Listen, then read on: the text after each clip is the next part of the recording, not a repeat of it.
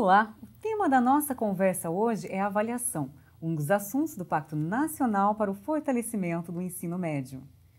O Pacto pelo Fortalecimento do Ensino Médio é uma formação que articula ações e estratégias entre a União e o governo estadual na formulação e implantação de políticas para elevar o padrão de qualidade do ensino médio em suas diferentes modalidades, orientado pela perspectiva de inclusão de todos que a ele têm direito. Nesse programa, vamos falar sobre avaliações educacionais e a sua importância na busca para uma educação de qualidade. E para falar melhor sobre esse assunto, nós recebemos Kátia Prusti, da Coordenação de Planejamento e Avaliação. Olá, tudo bem? Tudo bem, Keila? Tudo bem, seja muito bem-vinda. Obrigada pela oportunidade de estarmos aqui conversando sobre um tema que tem se discutido tanto.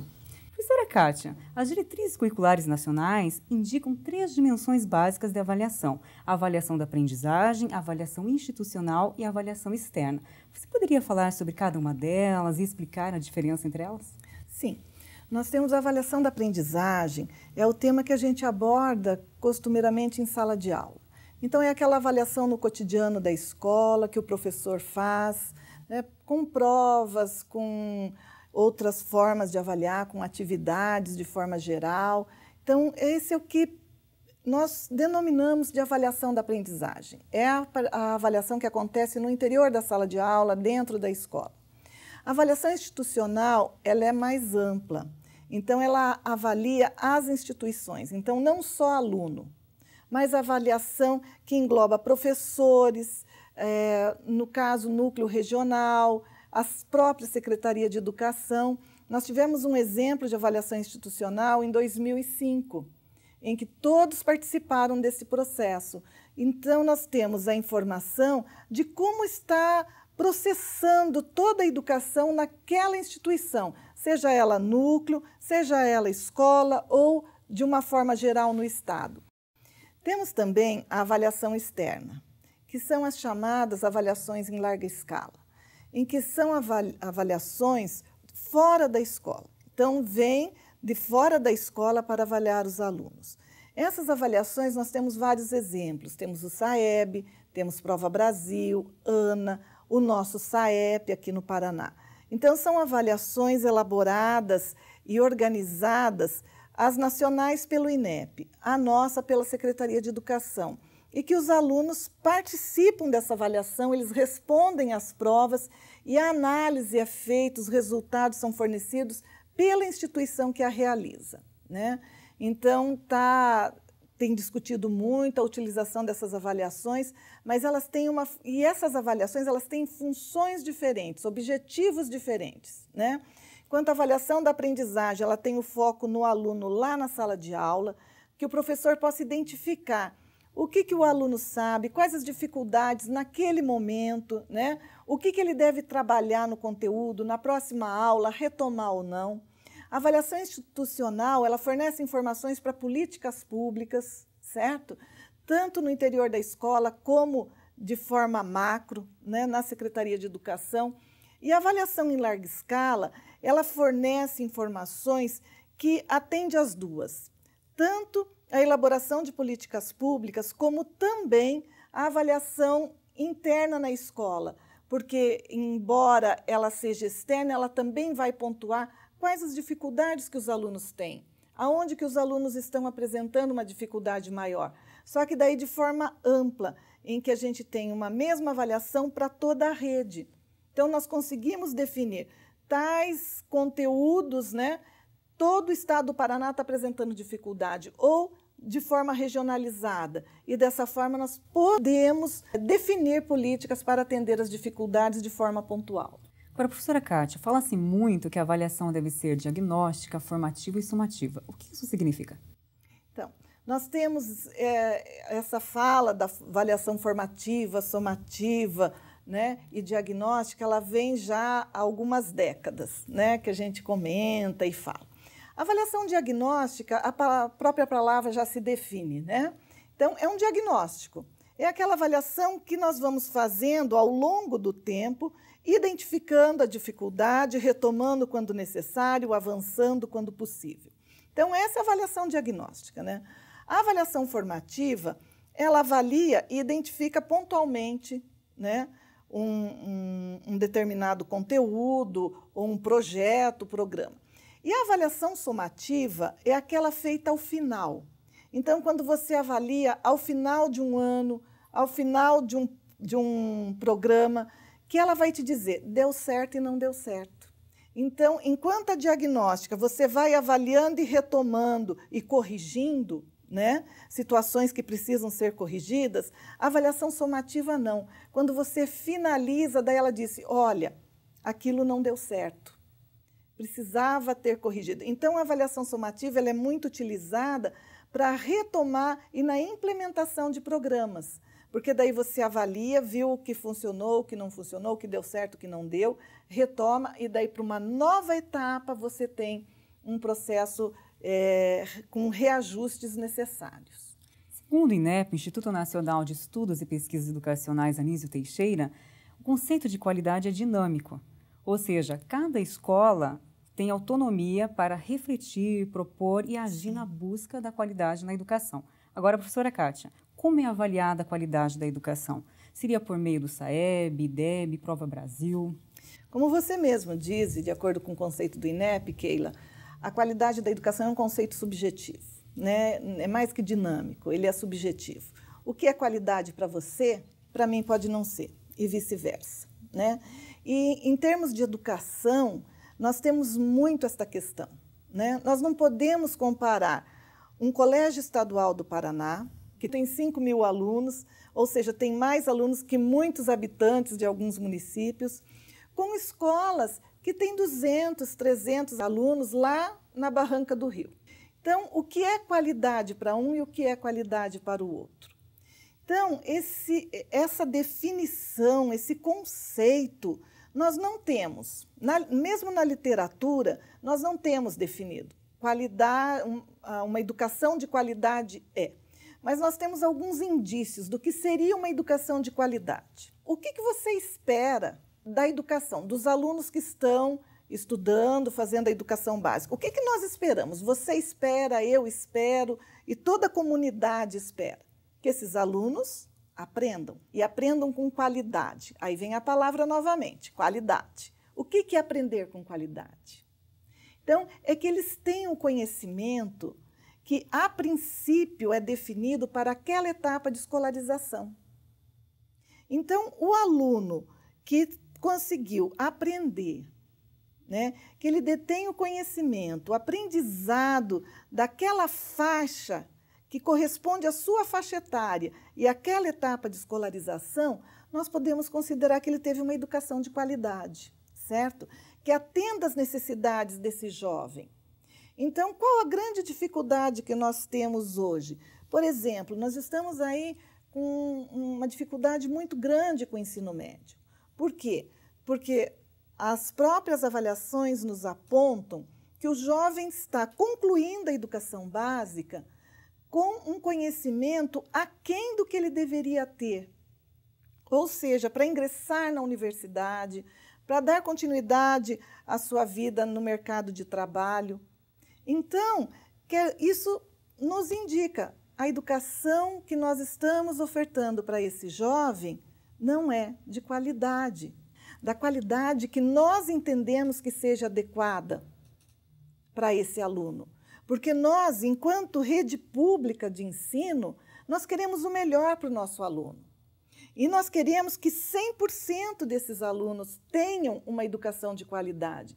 Então, se nós temos que 50% dos alunos estão aquém do que esperamos, então nós não temos uma educação de qualidade, porque nós queremos 100% desses alunos aprendendo e aprendendo com qualidade e tendo condições de dar continuidade à sua vida, seja na escolarização, fazendo uma universidade, ou seja, no mercado de trabalho, né, buscando uma atividade profissional. Como que se avalia, então, professora, uma qualidade, uma educação de qualidade, no caso? São vários, nós temos vários indicadores, né? Então, as avaliações externas são um dos indicadores, né, que nós temos. E então nós temos as avaliações, aí nós temos o fluxo escolar, que nos indica como que está o abandono, a reprovação, certo? Porque uma escola em que um percentual alto de alunos, né, abandona a escola no ensino médio, não dá para dizer que tem uma boa qualidade, né? Então, e é o esforço enorme que nós estamos fazendo na busca dessa qualidade. E as avaliações buscam isso também, porque quando apontam as principais dificuldades que os alunos têm e apresentam nessa faixa de escolarização, nessa etapa, aí nós vamos buscar sanar essas dificuldades, porque a partir do momento que o aluno ele consegue aprender, ele consegue acompanhar, ele não abandona, ele não desiste Sim. da escola e, consequentemente, ele não reprova. Então, essa é a nossa busca de qualidade, né? E nós temos que ter claro, mas por que a qualidade caiu? Né? É uma pergunta que me fazem muitas vezes. Quando eu estudava, a qualidade da educação era melhor. Você ouve muito isso, principalmente das pessoas que são mais jovens há mais tempo, como eu, né? Que a educação tinha mais qualidade quando nós estudamos. Mas a própria educação, o próprio sistema, eliminavam os que tinham maiores dificuldades. Então, permanecia na escola os vitoriosos. Permanecia na escola os que conseguiam acompanhar. Então, havia uma exclusão muito grande. Como não tinha vaga para todos, né? Então essa exclusão ela era chamada de natural, o que não é nada natural. Agora, hoje, não. Nós temos escolas, temos vagas para todos, certo? E, claro, com o maior número de alunos, né? E todos os que têm dificuldade e os que não têm dificuldade juntos, a impressão que dá é que a qualidade caiu. Não é que a qualidade caiu. Caiu, ela simplesmente encampou todos os alunos. E agora nós temos que dar conta de todos esses alunos, os com mais e com menos dificuldade.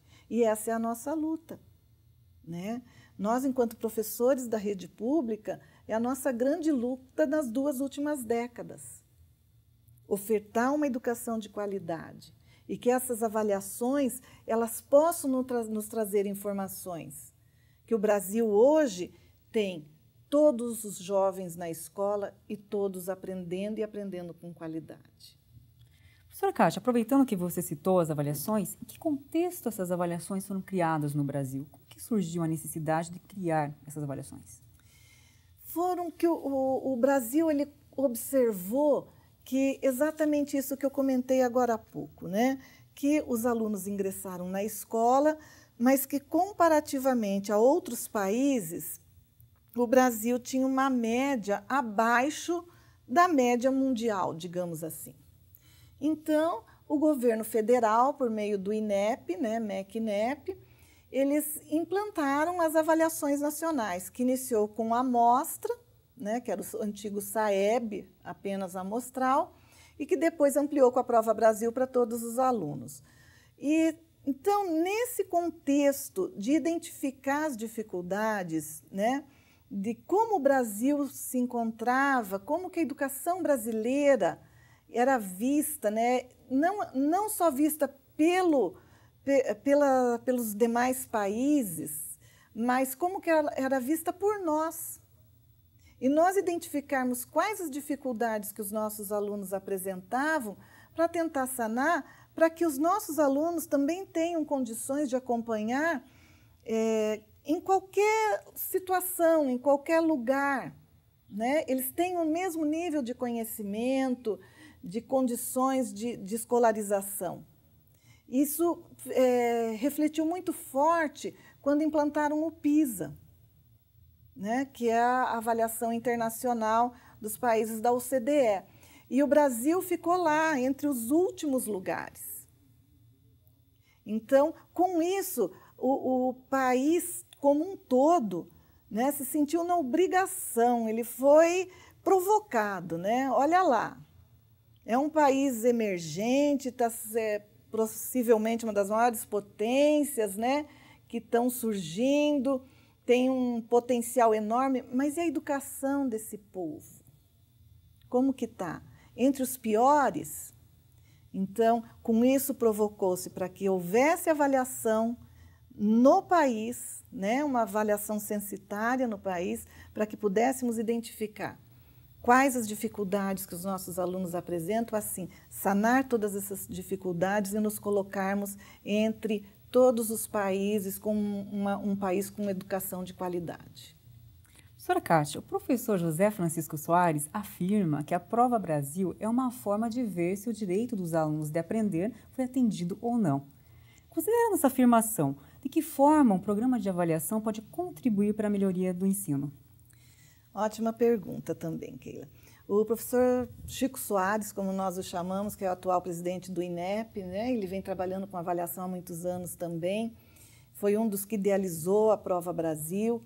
E a Prova Brasil, ela vem exatamente por isso, porque até a implantação da Prova Brasil, o SAEB ele tinha uma avaliação amostral. A Prova Brasil nos traz uma avaliação de todas as escolas, para o 5º e para o 9º ano do ensino fundamental. Então, ela trazendo para a escola o resultado, a escola ela se enxerga, ela se vê naquele resultado, né? Não é um resultado, esse resultado é do Estado, eu não estou incluída aí. Não, é um resultado da escola. E a partir dessas informações, as escolas começaram a se enxergar e a identificar suas dificuldades e a trabalhar. E a partir da Prova Brasil também foi criado o IDEB, que é o Índice de Desenvolvimento da Educação Básica. E o IDEB, como ele associa resultado da Prova Brasil e aprovação, então são as duas variáveis do IDEB. Isso as escolas começaram a trabalhar de uma forma muito intensa, porque se elas aprovassem os alunos, mas os alunos fossem mal na Prova Brasil, o IDEB não mudaria. E ao inverso, se eles ensinassem, então eles reprovariam os alunos para que fosse aprovado só os bons e com isso teriam só excelentes alunos fazendo a Prova Brasil, o IDEB também não mudaria.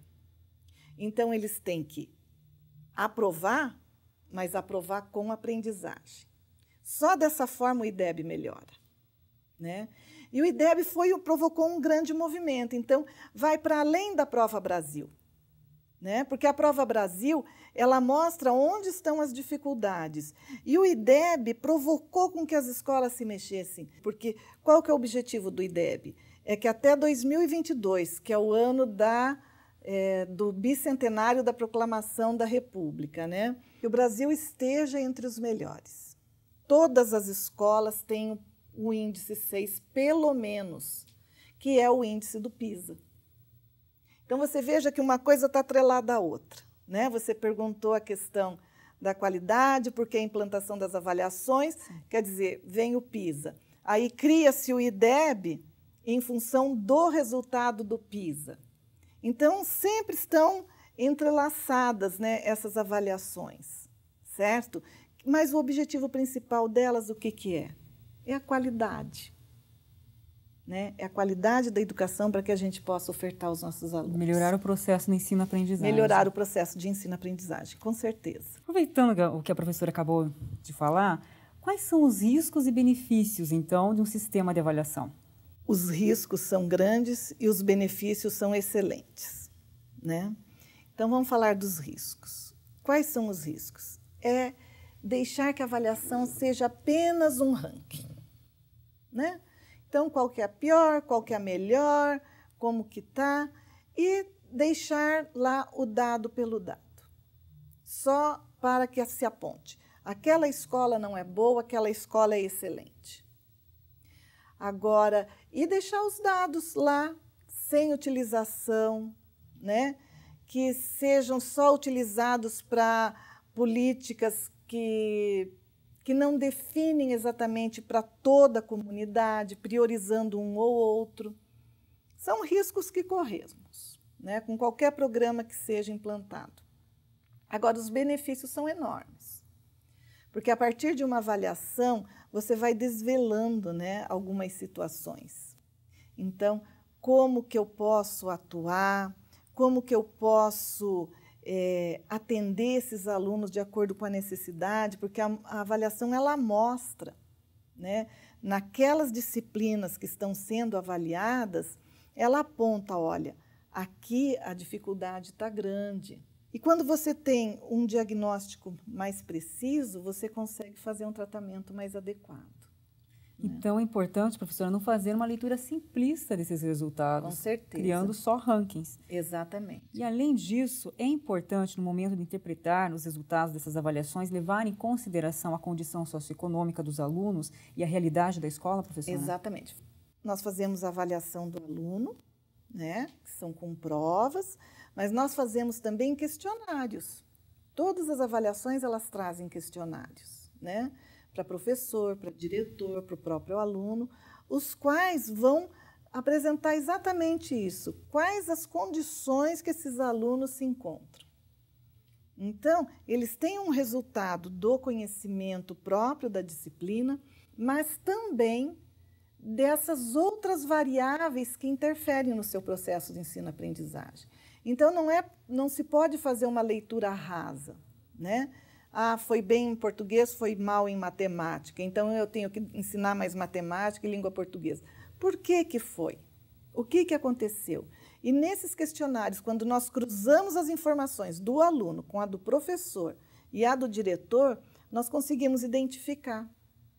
Então, por que dessas dificuldades, aonde que elas se encontram, e aí realmente atuar na dificuldade. Ok, professora Kátia. Vamos fazer um rápido intervalo e voltamos em instantes.